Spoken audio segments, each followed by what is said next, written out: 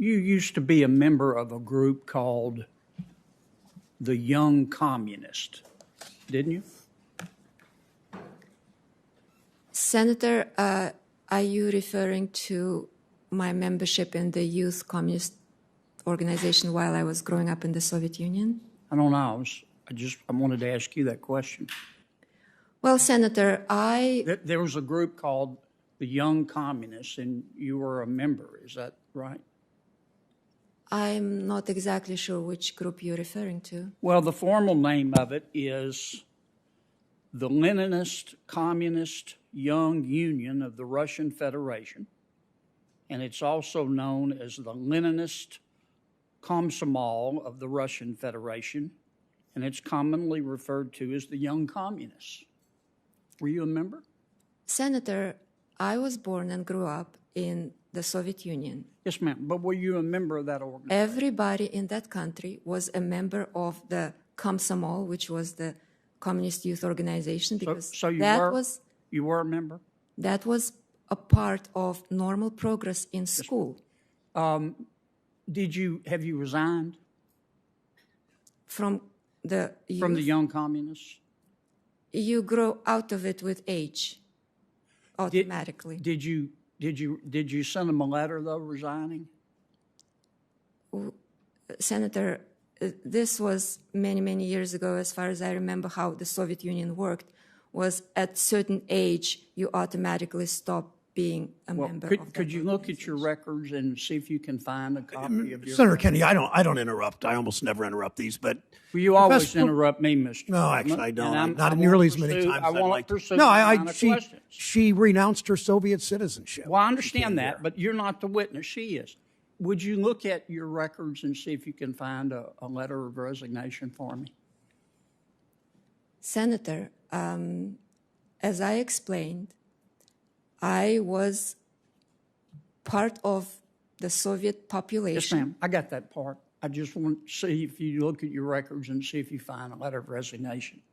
Let me tell you, I've spent a lot of time on your record, and here's what I found. Look, this is America. You can believe what you want, but we can't just let anybody be controller of the currency. You wrote your thesis in college at Moscow State University on, the title was Karl Marx's Economic Analysis and the Theory of Revolution in the Capital. But you won't send Senator Toomey a copy. You studied at Moscow State University, scientific communism, which is the science regarding the working class struggle and the socialist agenda. In 2019, not 30 years ago, in a Canadian documentary, you called the financial services industry, quote, a quintessential asshole industry. You wrote a paper called Systemically Significant Prices, calling for the federal government to set wages, food, gas prices. In 2020, you wrote a paper called The People's Ledger, where you said we need to abolish bank accounts and make everybody set up an account at the Fed where the federal government will have access to your data. In 2020, you wrote another paper called The Climate Case for a National Investment Authority, where you said what we need to do, the oil and gas industry, is have the federal government bankrupt them so we can tackle climate change. In 2019, you joined a Facebook group, a Marxist Facebook group, to discuss socialist and anti-capitalist views. Now, that's what I see from your record, and you have the right to believe every one of these things. You do.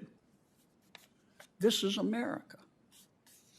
But I don't mean any disrespect. I don't know whether to call you professor or comrade. Senator, I'm not a communist. I do not subscribe to that ideology. I could not choose where I was born. I do not remember joining any Facebook group that subscribes to that ideology. I would never knowingly join any such group.